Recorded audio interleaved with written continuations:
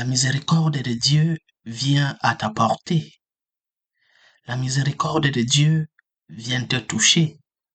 Elle vient guérir ta méfiance.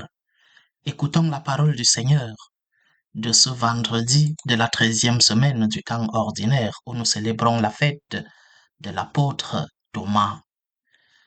Première lecture. Lecture de la lettre de Saint Paul apôtre aux Éphésiens. Éphésiens chapitre 2, versets 19 à 22. Frères, vous n'êtes plus des étrangers ni des gens de passage. Vous êtes concitoyens des saints. Vous êtes membres de la famille de Dieu, car vous avez été intégrés dans la construction qui a pour fondation les apôtres et les prophètes. Et la pierre angulaire, c'est le Christ lui-même. En lui, toute la construction s'élève harmonieusement pour devenir un temple saint dans le Seigneur. En lui, vous êtes vous aussi des éléments d'une même construction pour devenir une demeure de Dieu par l'Esprit Saint. Parole du Seigneur. Somme. Allez dans le monde entier, proclamer l'Évangile. Louez le Seigneur, tous les peuples. Fêtez-le, tous les pays. Son amour envers nous s'est montré le plus fort. Éternelle est la fidélité du Seigneur. Alléluia, alléluia, alléluia. Thomas, parce que tu m'as vu, tu crois, dit le Seigneur. Heureux ceux qui croient sans avoir vu. Alléluia, alléluia, alléluia. Évangile de Jésus-Christ selon Saint Jean, Jean chapitre 20, versets 24 à 29. L'un des 12, Thomas, dont le nom signifie jumeau, n'était pas avec eux quand Jésus était venu. Les autres disciples lui disaient, « Nous avons vu le Seigneur. » Mais il leur déclara, « Si je ne vois pas dans ses mains la marque des clous, si je ne mets pas mon doigt à l'endroit des clous, si je ne mets pas la main dans son côté, non, je ne croirai pas. » 8 jours plus tard, les disciples se trouvaient de nouveau dans la maison et Thomas était avec eux. Jésus vient alors que les portes étaient verrouillées et il était là au milieu d'eux. Il dit, « La paix soit avec vous. » Puis il dit à Thomas, « Avance ton doigt ici et vois mes mains. Avance ta main et mets-la dans mon côté. Cesse d'être incrédule, sois croyant. » Thomas lui dit alors, « Mon Seigneur et mon Dieu. » Jésus lui dit, « Parce que tu m'as vu, tu crois. Heureux ceux qui croient sans avoir vu. » Acclamons la parole de Dieu. Je considère souvent Thomas comme l'ancêtre d'un courant philosophique, bien que le courant philosophique ait existé avant Thomas, mais je le considère souvent comme l'ancêtre de ce courant philosophique qu'on appelle le positivisme.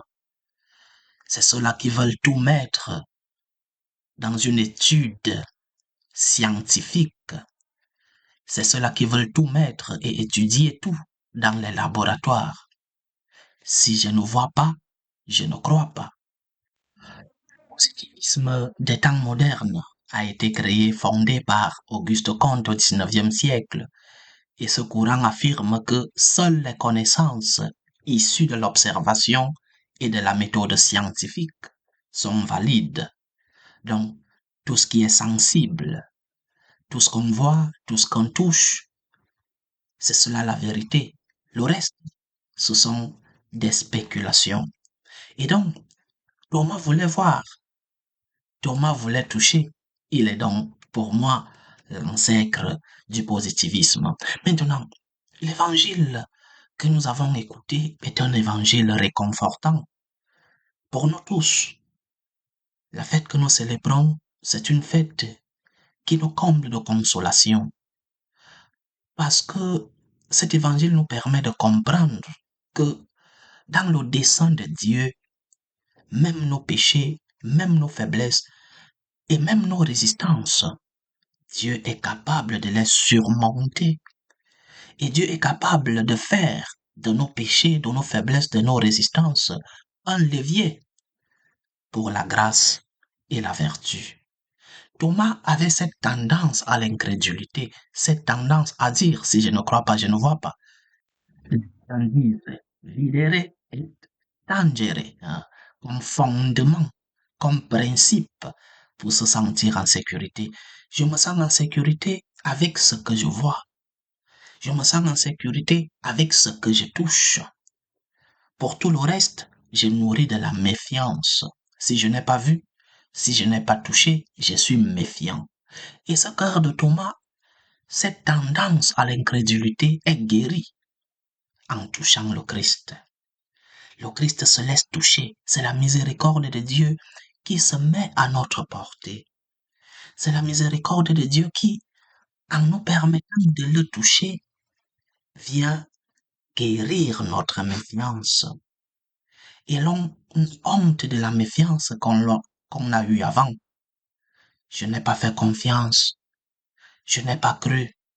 Et le Seigneur, au lieu de répondre à notre méfiance par un rejet, le Seigneur a vaincu la méfiance par son amour miséricordieux, par la miséricorde face à notre difficulté à faire confiance. Le Seigneur se laisse toucher.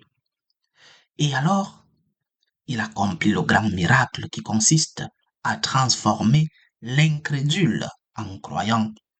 Et ne sois pas incrédule, mais sois croyant, comme lui dit le Seigneur.